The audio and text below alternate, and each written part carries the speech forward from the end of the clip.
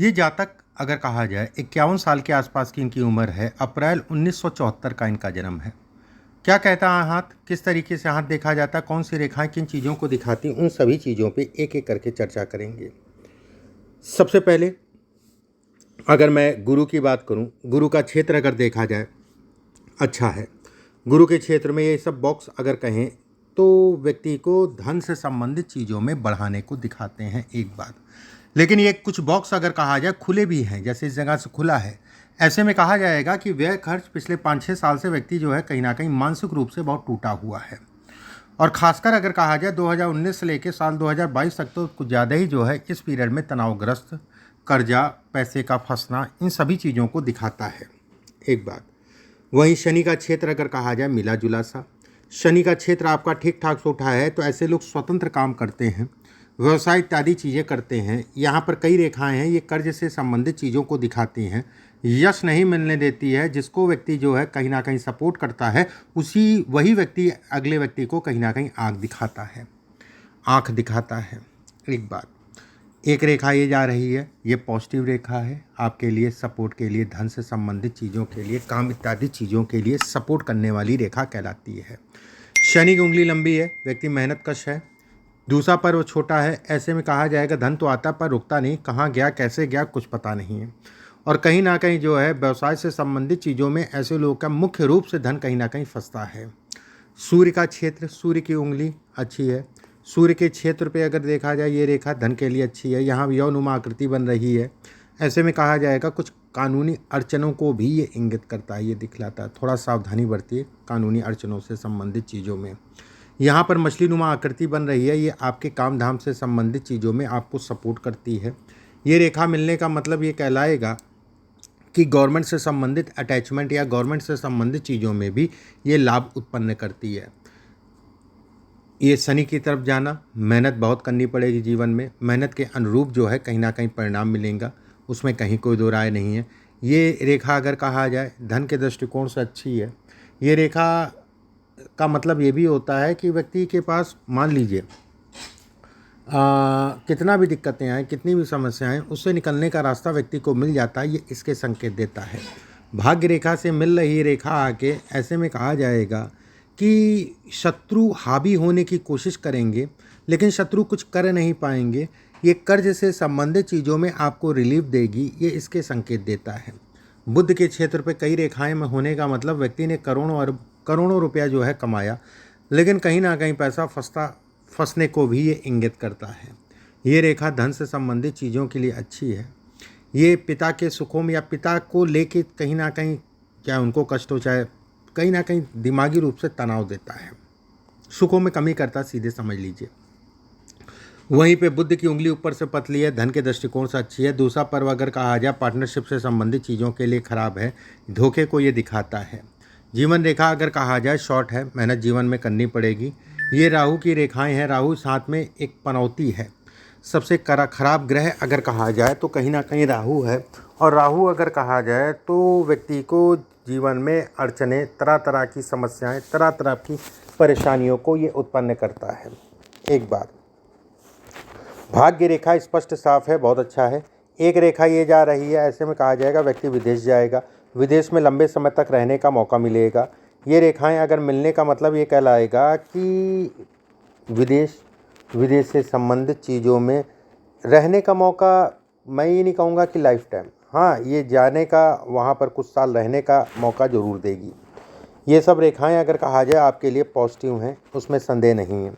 दूसरी चीज़, जैसा 51 वर्ष की आसपास की आयु बोली है, ये कट रही है, उसके बाद दोबारा से एक सपोर्ट करती रेखा है, लेकिन इस तरफ रेखा होना ज़्यादा अच्छा होता है। आपकी जो रेखा है इस तरफ रेखा है, भाग्य रेखा मतलब इसके इस तरफ है।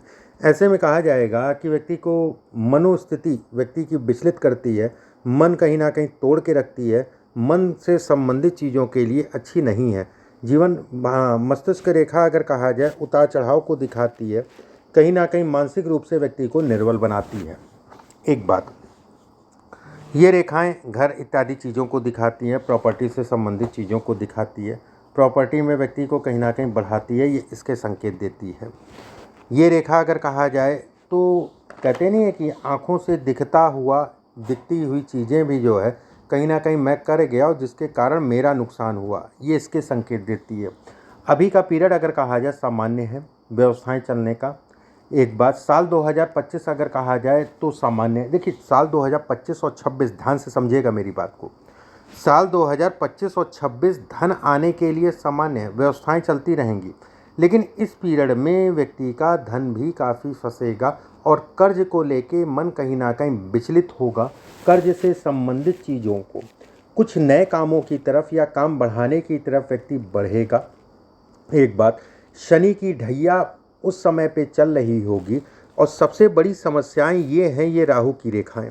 देखिए इसमें किसी विद्वान आदमी से, किसी ढंग के आदमी से जो स्पेशली राहु केतु शनि की पूजा करता हो, ना कि शादी ब्याह, दोनों में अलग अलग चीज़ें हैं। एक बात कहने को तो हर आदमी जो है पंडित जी कहेंगे जो शादी ब्याह और वो भी हम भी, ऐसा नहीं है। राहु केतु शनि की पूजा करने वाले व्यक्ति से अपने राहु की शांति जितनी जल्दी हो सके उतनी जल्दी करा दीजिएगा। इसके जाप होते हैं, इसके जप संख्या अगर कहा जाए तो 18,000 होती है। 18,000 मंत्रों का जप वैदिक मंत्रों से। उसके उपरांत एक जो है पुखराज पहन लीजिएगा 7 कैरेट का सोने में बना के इस उंगली में, और लाइफ टाइम पहने रहिएगा, उतारिएगा नहीं। माणिक के जो है 7 कैरेट का माणिक की या 6 कैरेट, 6 से 7 कैरेट के बीच में सोने में बनवा लीजिएगा। ये दोनों रत्न आपको जीवन पर्यंत पहनना है। इसको गुरुवार के दिन सुबह के समय, इसको रविवार के दिन सुबह के समय, इस चीज़ का ध्यान रखिएगा। राहु के शांति के उपरांत पहनिएगा, आपके लिए ज़्यादा बेहतर है। एक बात, साल 2025 और 26 अगर कहा जाए, इस पीरियड में व्यक्ति को कर्ज लेन देन और बहुत ज़्यादा किसी पे भरोसा नहीं करना है।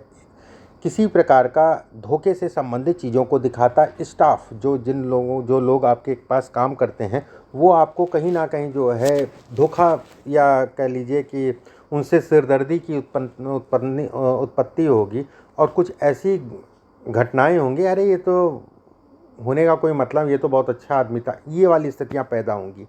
किसी भी प्रकार का धन से संबंधित कामों में आपको सावधान रहना है, इस चीज़ का ध्यान रखिए।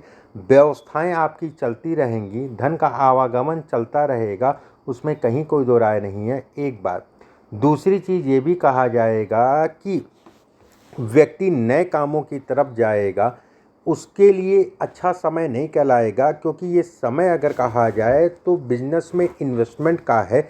कोई भी इन्वेस्टमेंट देख के दाग के करिएगा, नहीं तो बाद में पछताना होगा। मतलब पूरा सूझबूझ से देख दाग के उसके बाद ही आगे बढ़िएगा। साल 2027, 28, 29 ये टाइम फ्रेम अगर कहा जाए धन के दृष्टिकोण से बहुत अच्छा है। इस पीरियड में आप अच्छे से जो है अपना धन लगाइए, धन के लिए, काम के लिए ये समय अच्छा कहलाएगा। कहीं कोई डरने वाली बात नहीं, जितना बढ़ा सकें बढ़ाइए। दूसरी बात, तीसरी चीज़, साल 2027, 28, 29 का पीरियड अगर कहा जाए धन के लिए, काम के लिए, जैसा मैंने कहा है कि अच्छा है। कहीं ना कहीं व्यवस्थाएं आपकी बढ़ेंगी, धन से संबंधित चीज़ों में बढ़ोतरी होगी, उसमें कहीं कोई दो राय नहीं है। सूर्य रेखा लंबी है, सोचने समझने की क्षमता देता है। सूर्य रेखा लंबी है, ऐसे में कहा जाएगा कि कितना भी जो है दिक्कतें आएंगी, परेशानियां आएंगी, व्यक्ति कहीं ना कहीं उससे जो है निकलने का ये मादा देता है, ये कहीं ना कहीं आपको प्रोटेक्ट करता है। साल 2031, 32, 33, 34 ये भी पीरियड अच्छा कहलाएगा धन, काम इत्यादि चीज़ों के लिए, लेकिन ये मानसिक रूप से व्यक्ति को विचलित करेगा। विचलन किस प्रकार का होगा, ये थोड़ा सा कर्ज और कामों का भार, काम से संबंधित चीज़ों का भार इस समय पे ज़्यादा होगा, लेकिन कहीं कोई डरने वाली बात नहीं। वो पीरियड आपके काम धाम से संबंधित चीज़ों के लिए सामान्य कहलाएगा। 34 के बाद का पीरियड कहा जाए ठीक है। साल 2037 से व्यक्ति जो है कहीं ना कहीं जीवन में पूरी तरीके से स्थायित्व आ जाएगा। अभी का पीरियड चलता रहेगा, व्यवस्थाएं आपकी चलती रहेंगी, काम धाम चलता रहेगा। जो चीज़ें मैंने कही उन चीज़ों का ध्यान रखिएगा केवल।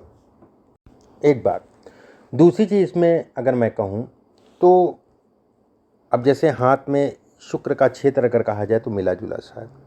शुक्र अगर कहा जाए, इस पर कई रेखाएं हैं जो कर्ज से संबंधित चीज़ों में तनाव देती है, लेकिन सूर्य अच्छा है, गुरु अच्छा है, जो इससे आपको उबार ले जाएगा। आपको समय समय पे महसूस होता होगा कि, या फिर कह लीजिए कि महसूस हो जाता होगा कि आने वाले समय में समस्या मुझे होने वाली है। एक बात, दूसरी चीज़ ये भी कहा जाता है कि कहीं भी कोई भी दिक्कतें आती हैं तो उससे निकलने का रास्ता भी मिल जाता है। मैंने जो उपाय बताए हैं उसको ज़रूर करिएगा। राहु की शांति बेहद ज़रूरी है और जितनी जल्दी हो सके उतनी जल्दी जो है किसी विद्वान आदमी से मुहूर्त निकलवा के जो है इसको करा दीजिएगा।